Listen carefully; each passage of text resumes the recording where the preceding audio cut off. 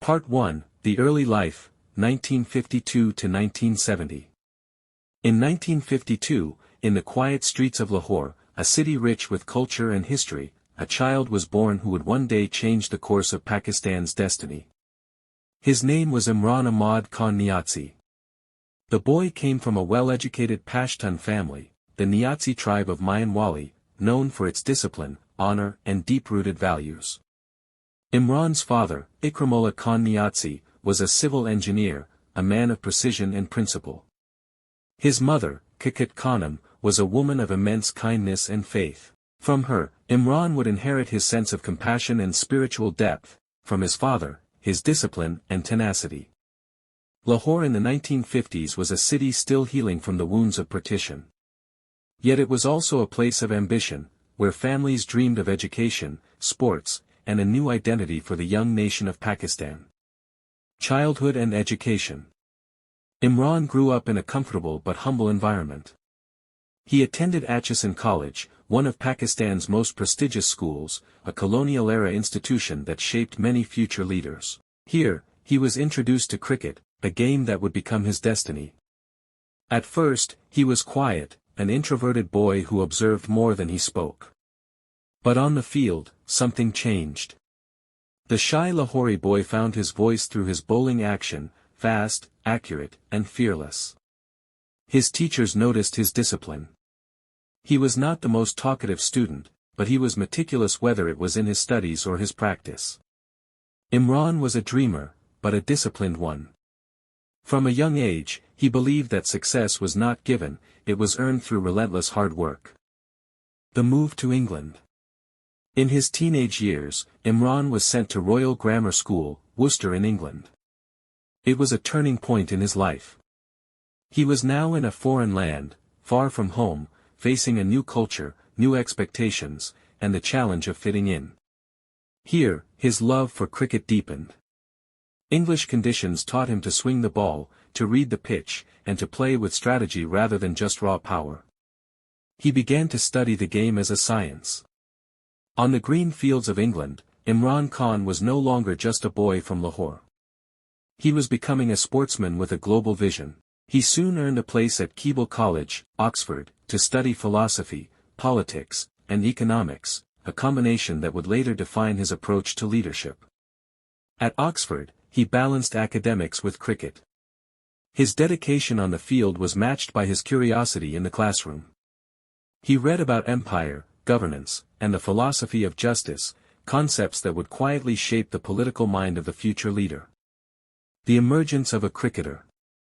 By the late 1960s, Imran was already showing signs of exceptional talent. He played for his school, then university, and eventually for the English county team, Worcestershire. The young Pakistani fast bowler stood out for his athleticism and determination. Every delivery he bowled carried a sense of purpose, a message that he was meant for greatness. He was tall, lean, and focused. He trained harder than most, often staying late after practice sessions, analyzing his own technique. He had a clear goal, to represent Pakistan and make his country proud. In those days, cricket was not just a game for Imran, it was a path to national honor. The boy from Lahore was ready to return home, to prove that Pakistan could produce champions equal to any in the world. Part 2, The Rise of a Champion, 1971 to 1982. It was the dawn of the 1970s, a time of political tension, social change, and sporting evolution. In this decade, a young Pakistani bowler from Lahore would rise to become one of the most respected cricketers in the world. His name, Imran Khan. Debut for Pakistan, 1971. In 1971, at the age of just 18, Imran Khan made his debut for the Pakistan national cricket team against England. He was tall, energetic, and full of potential, but raw.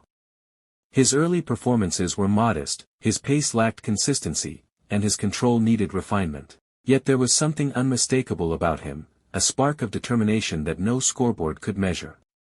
The young Khan wasn't satisfied with being average. He studied the world's best bowlers, Dennis Lillee, Jeff Thomson, Andy Roberts, and decided that Pakistan needed a fast bowling revolution. The hard years. Through the mid-1970s, Imran worked tirelessly to transform himself. He trained his body, mastered his action, and learned to reverse swing the old ball, a skill that would one day change world cricket. During these years, Pakistan cricket was still finding its rhythm, a mix of raw talent and inconsistency. But Imran brought something new: discipline, aggression, and belief. He soon earned a reputation in county cricket, especially during his time with Sussex. English audiences admired his style: athletic, intelligent, and fiercely competitive. In every spell, Imran Khan was not just bowling to batsmen, he was bowling to history. He wanted the world to recognize that Pakistan could produce greatness. Becoming a complete all-rounder. By the late 1970s, Imran had evolved from a bowler into a genuine all-rounder. He could swing the ball at over 90 miles per hour, and he could bat with elegance and confidence. In 1976, he made a powerful statement during Pakistan's tour of the West Indies. Against one of the world's fiercest fast bowling attacks, Imran's courage stood out. He wasn't intimidated, he was inspired. "You cannot fear the ball," he once said. "You must learn to face it with faith." That faith carried him through every challenge, from injuries to defeats, from critics to expectations. The 1980s, the turning point. The 1980s began with Imran Khan at his peak. He had become Pakistan's fastest bowler, its most charismatic leader on the field, and its most popular sportsman off the field. He led Pakistan to victories abroad, including historic performances in England, India, and Australia. Crowds across the world began to recognize the new face of Pakistani cricket: confident, fearless, and united. To millions of Pakistanis, Imran was not just a cricketer, he was a symbol of national pride. In a country often divided by politics and class, cricket under Imran Khan became a unifying dream. Captaincy and leadership. In 1982, Imran Khan was appointed the captain of Pakistan. It was a defining moment, and a test of his leadership. He demanded discipline from his team, punctuality, fitness, and self-belief.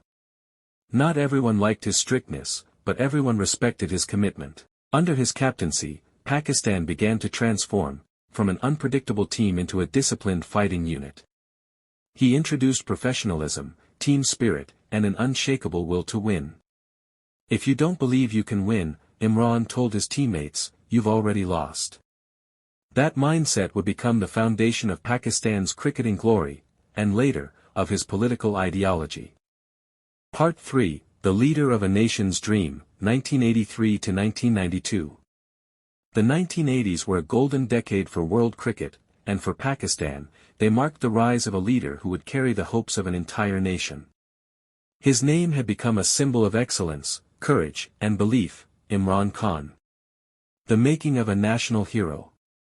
By 1983, Imran Khan was no longer just a cricketer, he was an icon. Under his captaincy, Pakistan began to defeat some of the world's strongest teams. The nation, long divided by politics and class, found unity in cricket. In dusty streets and crowded markets, children dreamed of bowling like Imran Khan. He had become the face of a proud and rising Pakistan. His personal charm, intellect, and confidence also made him a global celebrity. From London to Lahore, Imran Khan was celebrated not only for his athleticism but for his leadership and grace. Yet behind the fame, there was a relentless worker, a man driven by an unyielding desire to make Pakistan respected on the world stage. Battling injuries and adversity. In the mid-1980s, Imran's career faced a severe challenge. A stress fracture in his leg threatened to end his fast bowling career. Many thought his time was over. But Imran was not a man who accepted defeat. He spent months in rehabilitation, training, and reflection. He turned his injury into motivation. "I had two choices," he later said, "to quit or to fight. And I chose to fight." He returned to cricket stronger, faster, and mentally tougher than ever before. His comeback inspired millions, not just for his athletic ability, but for his example of resilience. The evolution of a leader. In 1986, under Imran's captaincy, Pakistan achieved one of its most memorable victories, defeating India in India, something no Pakistani captain had done before. His leadership was strategic, fearless, and disciplined. He was not only the captain of a cricket team, he was the commander of a movement. He brought unity among diverse players, from Karachi to Peshawar, Lahore to Quetta, showing them that when they wore the green jersey, they represented one nation. Under his guidance, players like Wasim Akram, Waqar Younis, and Inzamam ul Haq emerged, a generation that would dominate world cricket. He became a mentor, shaping young talent into champions. The 1987 World Cup. In 1987, Pakistan hosted the Cricket World Cup along with India. For Imran, it was a dream, to win the cup on home soil, but fate had other plans. Pakistan reached the semi-finals but lost to Australia. It was heartbreaking. For Imran, it was not just a loss, it was a reminder that glory demanded patience. After the tournament, he briefly retired, tired, injured, and disillusioned. But his retirement didn't last long. In 1988, after a personal appeal from President Zia-ul-Haq, Imran Khan returned, once again to lead Pakistan. This time, his mission was clear, to win the World Cup. The 1992 Cricket World Cup, Pakistan's ultimate triumph. It was the year 1992, the tournament was held in Australia and New Zealand. Pakistan started poorly, losing early matches, facing criticism, and standing on the edge of elimination. But Imran Khan refused to give up. He told his team, "We will fight like cornered tigers." Because when a tiger is cornered, it fights with twice the power. That speech became legendary. Pakistan began to win, match after match, with courage, unity, and destiny on their side. From Wasim Akram's deadly swing to Inzamam ul Haq's explosive batting, the team played as one. Imran, though injured, led with calm and conviction. And then, on March 25, 1992, at the Melbourne Cricket Ground, Pakistan defeated England to win its first-ever Cricket World Cup. Imran Khan lifted the trophy, his dream fulfilled, his nation united. It was more than a sporting victory. It was the triumph of belief, discipline, and national pride. For millions, that image, Imran Khan in his lime green jersey, holding the World Cup high, became eternal. Pakistan had found not just a captain, but a national hero. Retirement and reflection. Shortly after the World Cup, Imran Khan retired from cricket, this time for good. He left behind not only records but a legacy of leadership and vision. He had achieved what few could, to take a divided, underestimated nation and make it a world champion. But Imran's journey was far from over. His next chapter would be far more difficult, and far more consequential. He had conquered the cricket field. Now, he was preparing to step into the most complex arena of all, the politics of Pakistan. Part 4, From Cricketer to Reformer, 1993 to 2001. After conquering the world of cricket, Imran Khan stood at the peak of fame. He had wealth, respect, and international recognition. But deep within, he felt something was missing, a higher purpose, a call beyond the boundaries of sport. That call was to serve his country. A new chapter begins. When Imran Khan retired from cricket in 1992, he could have lived a comfortable life as a global celebrity. But the victory in Melbourne had shown him something profound, the power of belief and unity. If a team of ordinary men can unite to win the World Cup, he thought, why can't a nation of 200 million rise together? This question would define the rest of his life. The Khanum Cancer Hospital. Before politics, Imran's first mission was humanitarian. In 1985, his mother, Khanum, passed away after battling cancer. Her death left him devastated, but also determined. He realized that in Pakistan, thousands died of cancer simply because they could not afford treatment. He decided to change that. "I will build a hospital," he said, "where the poor will be treated for free, a hospital that will stand as a symbol of hope." Many doubted him. Critics said it was impossible, that such a hospital could not survive in Pakistan. But Imran Khan was not new to the impossible. He began fundraising, traveling across Pakistan and abroad, appealing to ordinary citizens. People responded with overwhelming generosity. In 1994, the Khanum Memorial Cancer Hospital and Research Center was inaugurated in Lahore. It became the first of its kind in Pakistan, a world-class facility offering free treatment to thousands of cancer patients. For Imran, it was not just a hospital, it was a promise kept to his mother, and to his nation. This success gave him confidence, and a new mission. He had proven he could build institutions. Now he wanted to build a new Pakistan. The birth of PTI. In 1996, Imran Khan announced the formation of a new political party, the Pakistan Tehreek-e-Insaf, or PTI. Its slogan was simple: justice, humanity, and self-esteem. Imran's goal was to fight corruption, reform governance, and create a welfare state based on merit and equality. But the political arena was very different from cricket. The crowd that once cheered his victories now questioned his political inexperience. The same media that had celebrated him as a hero now mocked him as a dreamer. Politics in Pakistan is a dirty game, he was told. You will not survive.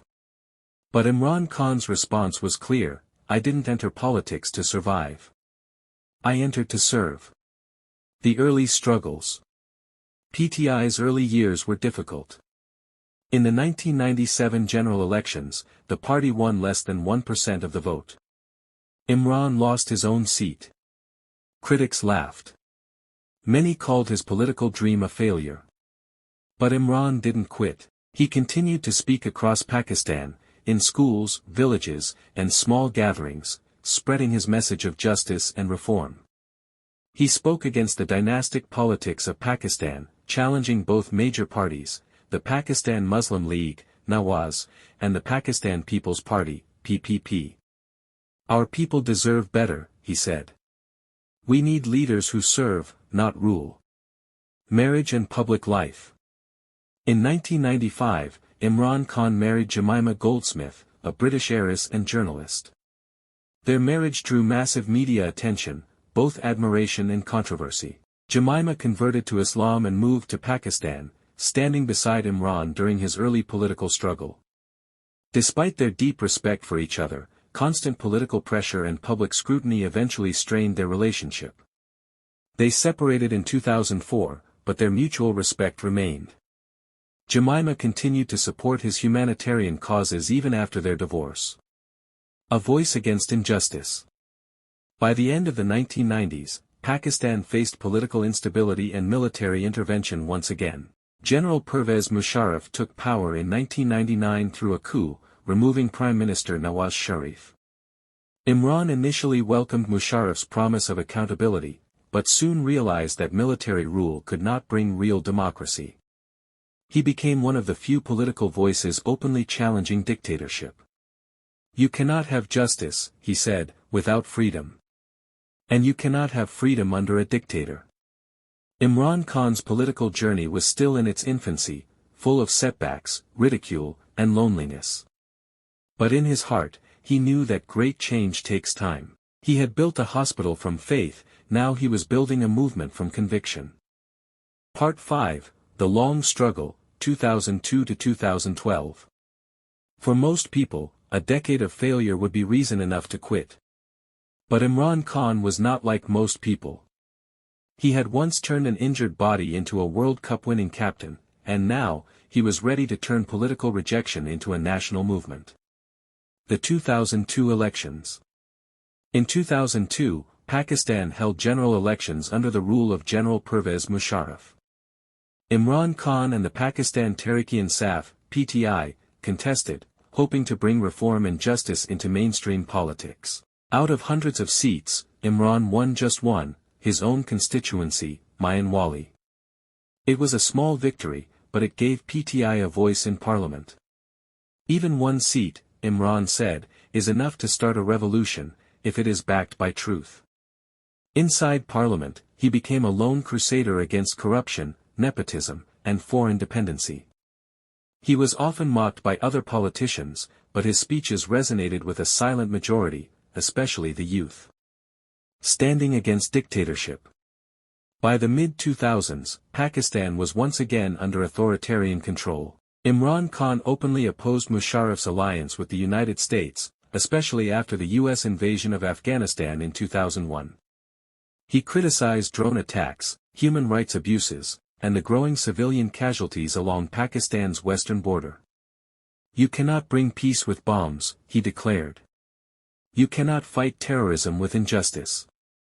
His stance made him unpopular among powerful circles, but admired among ordinary Pakistanis who felt voiceless. The Lawyers' Movement, 2007. In 2007, Pakistan erupted in protest after General Musharraf dismissed the Chief Justice of the Supreme Court, Iftikhar Chaudhry. Imran Khan became one of the most visible civilian leaders supporting the Lawyers' Movement, demanding the restoration of democracy and judicial independence. He led rallies, faced arrests, and was even briefly jailed. Footage of him being dragged and beaten by police spread across the nation, turning him from a political outsider into a symbol of resistance. "A leader is not made in comfort," he said later. "He is forged in struggle." Personal trials. The mid-2000s were also marked by personal challenges. His marriage to Jemima had ended in 2004, and political life had isolated him further. Critics labeled him as idealistic and stubborn. Yet through all the hardship, Imran Khan's faith in his mission deepened. He began to speak more openly about spirituality, integrity, and the example of the Prophet Muhammad, PBUH, as his guiding light. "True leadership," he said, "is about service. It's about standing firm even when you stand alone." The rise of youth support. By 2010, a silent change was sweeping across Pakistan. A new generation, young, educated, connected through the internet, was disillusioned by corruption and power politics. They found their voice in Imran Khan. Social media gave PTI a new platform. Videos of Imran's old speeches, his warnings about corruption and injustice, began to go viral. University students started chanting slogans of "Change" and "Naya Pakistan." The same man who was once mocked as irrelevant was now becoming a political phenomenon. The 2011 Lahore Rally. On October 30, 2011, at Minari Pakistan in Lahore, hundreds of thousands gathered under the PTI flag. It was one of the largest political gatherings in Pakistan's modern history. People came not for food or money, but for hope. That night, Imran Khan stood on stage before a sea of young faces and declared, "A new Pakistan has begun today. A Pakistan where law will rule, not privilege." The rally changed everything. For the first time, Imran Khan and PTI were seen not as dreamers, but as serious political contenders. From that day forward, every political party, every analyst, and every foreign observer knew, Imran Khan had arrived, not as a former cricketer, but as a national force. Momentum towards change.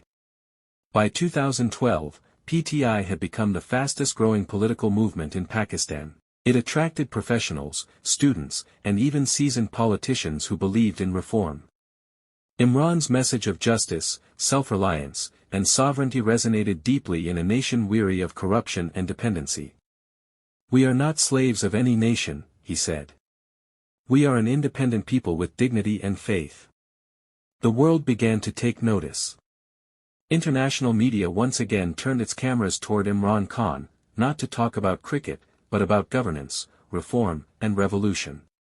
The boy from Lahore had led his nation to glory on the cricket field. Now, he was preparing to lead it in the field of politics. Part 6, The Road to Power, 2013 to 2018. The year 2013 was more than another election. It was the moment Pakistan's youth waited for, the first test of Imran Khan's promise of a new Pakistan. After 16 years of struggle, ridicule, and isolation, his movement was finally strong enough to challenge the old order. The 2013 general elections. Pakistan went to the polls in May 2013. Imran Khan's Pakistan Tehreek-e-Insaf, PTI, ran on a platform of justice, anti-corruption, and social welfare. Rallies filled stadiums, the youth sang, waved flags, and shouted, "Tabdili aa rahi hai, change is coming." The results, however, were mixed. PTI didn't win the federal government. Nawaz Sharif's PMLN formed the administration. But PTI swept the Khyber Pakhtunkhwa (KPK) province, forming its first government there. "This is the beginning, not the end," Imran told his supporters. "We will show Pakistan how real governance looks." In KPK, PTI focused on reforms in health, education, police accountability, and anti-corruption systems. Though imperfect, these efforts earned public respect and international praise. For the first time, Imran's ideas were being tested in power, not just spoken from the stage. The 2014 protests and Dharna. In 2014, Imran Khan accused the ruling government of massive election rigging in 2013. He led a historic protest march from Lahore to Islamabad, calling it a tsunami for justice. For 126 days, PTI and its supporters camped outside Parliament House, demanding electoral reforms. The protest drew millions across the country, students, workers, families, all demanding fairness. But critics accused him of destabilizing democracy. "I am not against democracy," Imran said. "I am fighting for real democracy, where the vote counts, not power." The sit-in ended without political victory, but it cemented Imran's reputation as a fearless opposition leader willing to challenge the status quo. Tragedy and recovery. During the 2013 election campaign, Imran suffered a serious fall from a stage during a rally in Lahore. He was badly injured, rushed to the hospital, yet addressed the nation from his hospital bed, his head bandaged but his voice unbroken. "Even if I fall," he said, "Pakistan will rise." That moment became symbolic of his resilience, a man who could be hurt but never silenced. Panama Papers and accountability politics. In 2016, the Panama Papers leak exposed offshore assets linked to then Prime Minister Nawaz Sharif's family. Imran Khan seized the issue as proof of elite corruption. He led protests, filed court petitions, and mobilized the streets once again, this time demanding accountability at the top. His persistence paid off. In 2017, the Supreme Court of Pakistan disqualified Nawaz Sharif from holding office. "This is not my victory," Imran declared. "It is the victory of justice." The ruling shifted Pakistan's political balance. PTI's popularity soared as millions saw Imran Khan not only as a protester, but as a man who could deliver change through law and persistence. The 2018 general elections, the final battle. As 2018 approached, PTI's rallies became electric.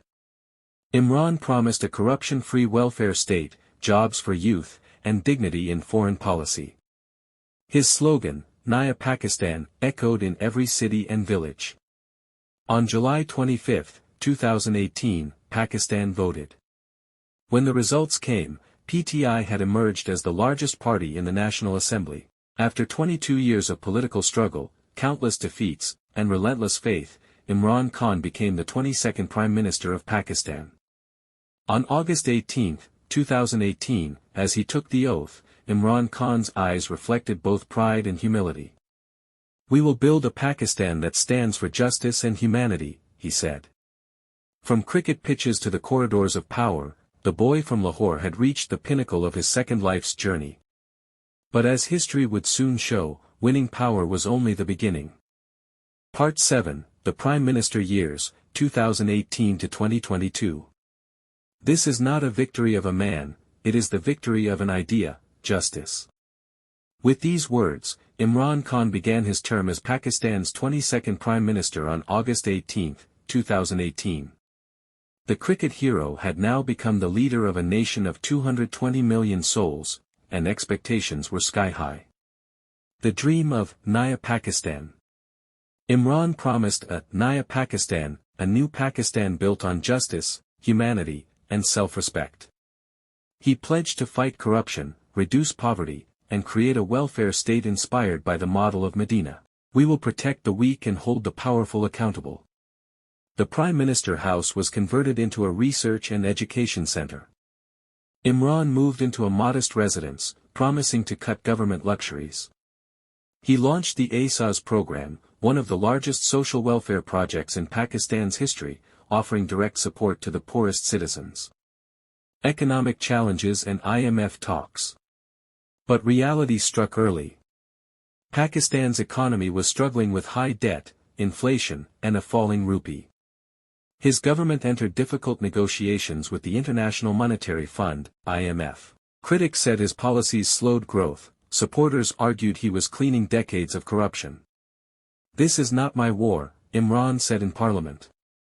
"This is Pakistan's war for survival." Foreign policy and global recognition. Imran Khan reshaped Pakistan's image abroad. He called for peace with India, stressing dialogue over hostility. He urged the world to recognize the humanitarian crisis in Kashmir after India's 2019 revocation of Article 370. He became a strong voice in the Muslim world, advocating unity and respect at international forums. At the United Nations General Assembly in 2019, his speech on Islamophobia, climate change, and Kashmir drew wide praise. "Islam has nothing to do with terrorism," he declared. "It is time the world understood the difference between a religion and a political ideology." His diplomacy balanced relationships with China, Saudi Arabia, Turkey, and the US, showing Pakistan as a sovereign player, not a follower. The pandemic and crisis management. Then came COVID-19. The pandemic threatened Pakistan's fragile economy. Imran launched the smart lockdown strategy, aiming to protect both lives and livelihoods. While some criticized the uneven response, global institutions later praised Pakistan's management for preventing total collapse. The ASA's emergency cash program distributed billions to families in need, earning recognition from the UN and World Bank. The rise of populism and opposition pressure. By 2020, opposition parties united against Imran under the Pakistan Democratic Movement, PDM. They accused his government of using accountability institutions for political revenge. Imran countered that he was fighting a mafia system entrenched for decades. Public opinion grew divided. Some saw him as a reformer battling corrupt elites, others viewed him as authoritarian and uncompromising. Despite turbulence, Imran remained defiant. "You can jail me, insult me, but you cannot stop me from dreaming of a just Pakistan." The fall of 2022, a political earthquake. In early 2022, a no-confidence motion was filed against Imran Khan. His coalition partners began defecting, whispers of political maneuvering filled Islamabad. On April 10, 2022, Imran Khan was voted out of office, the first prime minister in Pakistan's history to be removed through a parliamentary vote of no confidence. For his supporters, it was not an end but a betrayal. Millions poured onto the streets, chanting his name and waving the PTI flag. "I was not removed because of failure," Imran said to a roaring crowd, "I was removed because I refused to be a puppet." After the fall, Imran's removal marked the beginning of a new struggle, no longer from power, but from the people. His speeches became more fiery, his rallies larger, and his message more defiant. He spoke of foreign interference, justice, and the power of the masses. In adversity, Imran Khan once again became what he always had been, a fighter. Part 8, The Resistance and Legacy, 2022 to 2025. A man's real strength is tested not when he wins, but when he is betrayed. After his removal in April 2022, Imran Khan faced the most difficult, and defining, years of his life. Once again, he was not the prime minister, but the challenger. Yet this time, his voice echoed louder than ever before. The rise of street power. Within days of being ousted, Imran Khan launched a campaign unlike anything Pakistan had seen in modern times. Millions poured into the streets, men, women, youth, waving the red and green PTI flags, chanting, "Imported government na manzoor." Foreign-imposed government, unacceptable. From Peshawar to Karachi, city after city became a sea of defiance. Imran addressed crowds from trucks, containers, and rooftops. His speeches blended anger and hope, faith and defiance. "I am fighting for Pakistan's freedom, not for my throne." He accused foreign powers and internal political dynasties of orchestrating his removal, calling it a conspiracy against Pakistan's sovereignty. His message resonated deeply with the nation's restless youth. The attempt on his life. On November 3, 2022, during a rally in Wazirabad, shots were fired at Imran Khan's convoy. A bullet struck his leg. Chaos erupted, his supporters shielded him, rushing him to safety. Wounded but alive, he appeared on television hours later, his leg bandaged, his voice steady. "They tried to silence me with bullets," he said. "But my faith tells me, life and death are in God's hands." The assassination attempt transformed him from a political leader into a symbol of resistance. It reignited a movement that refused to be broken. Legal battles and political pressure. As 2023 unfolded, Imran faced a storm of court cases, from corruption charges to contempt allegations. Dozens of cases were filed, he appeared in court after court, often surrounded by crowds chanting his name. His residence in Zaman Park, Lahore, became both a political headquarters and a fortress of defiance. Police attempted multiple arrests, clashes erupted between PTI workers and authorities. Still, Imran refused to back down. "I will never bow before injustice," he declared. "Jail is not my fear, slavery is."